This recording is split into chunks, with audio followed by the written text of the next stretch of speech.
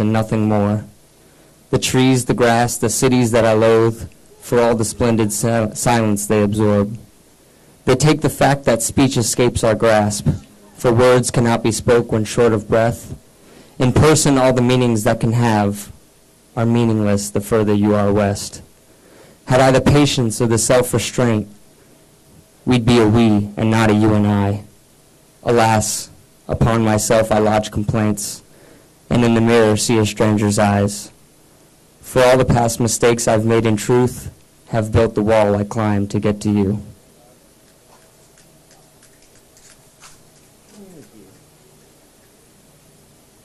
This is one of those ones from way back in the day. I couldn't even tell you when I wrote this, but it's always been one of my favorite. Short and quick. Can't read it down there. 'Twas a breath, not a breath, a gasping for air. A lung-filling, choke-killing gasping for air. A lump in the throat, a bubble in water, rising, falling, rising, falling. Chest deflating, thus indicating a gasping for air. Take my away, a fresh air. 'Twas a breath, not a breath, a necessity for life. If not in lungs, in atmosphere. Need be in lungs. 'Twas a breath, not a breath. 'Twas a cry for air.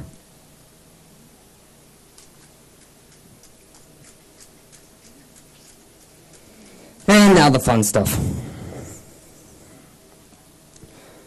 Sometimes I feel like, damn, supposed to be writing a masterpiece. In a textbook next to the likes of Donne, Keats, and Coleridge. You know, those guys I idolize.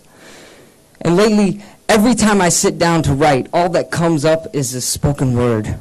And I struggle to feel like it's not a waste of time sitting here trying to make line after line, stringing together rhymes. I struggle to feel like it's not a waste of time.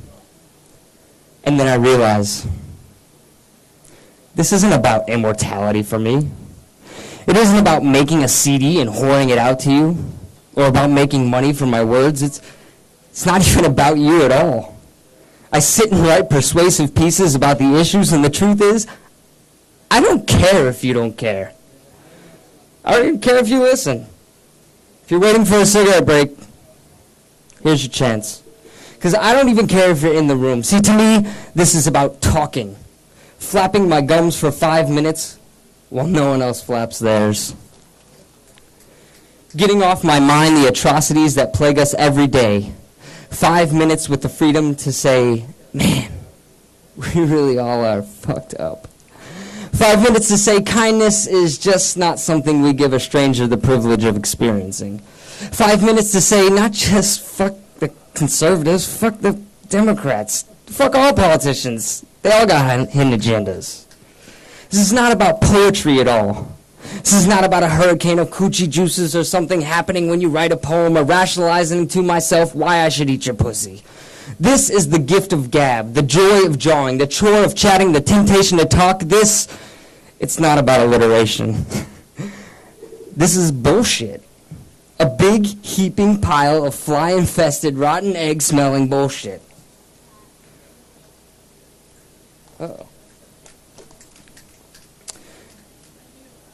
This is about me keeping my sanity and saving my friends.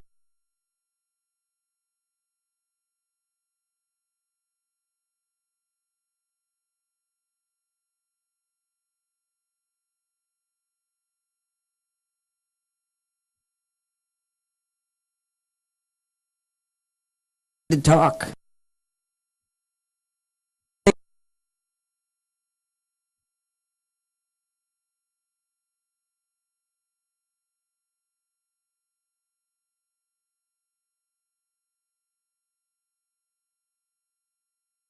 Blank page.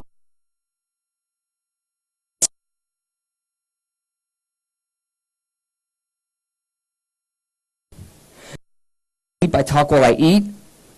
And this stage gives me the right to say whatever I want. That That gets me all sorts of excited. That gives me the opportunity to get these butterflies in my gut and throw them up as flies to circle around this bullshit. And thus my insides don't explode from holding it in. So you know what? I'll get around to that masterpiece.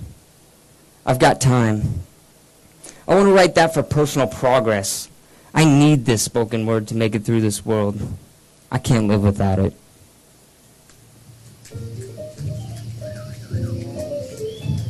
I'm going to do one more real quick classical one. It's about the last girl I hooked up with back when I was sexually active, because apparently I'm not anymore.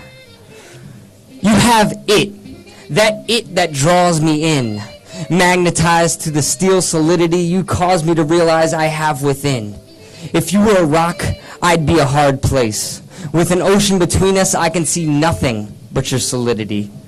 And over time, I watch the waves erode the sureness of your face.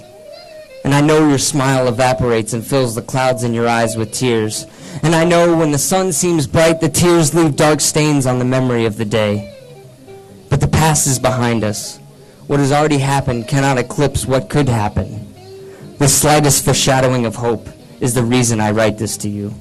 After all your material possessions have been stripped from you, you're still a sight to be seen, a conversation to be spoken, a star that shines, a map to this marauder when I feel like I'm most lost. Thanks, guys.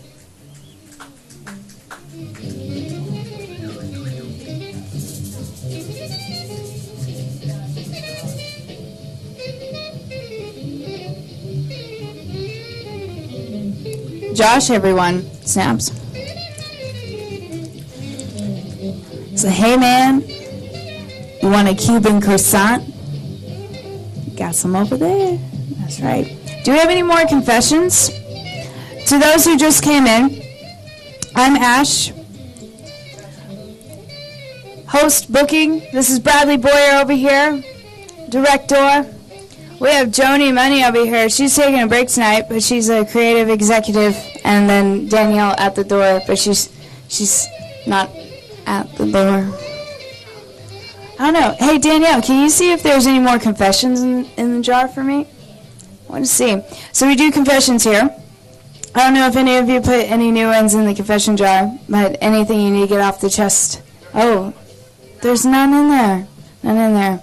All right, so we got another spoken word poet. His name is Mike. Pretty sure. Mike Lenz, everyone. So, Mike, you ready to read some poetry? Yeah? All right. Y'all give it up for Mike Lenz. How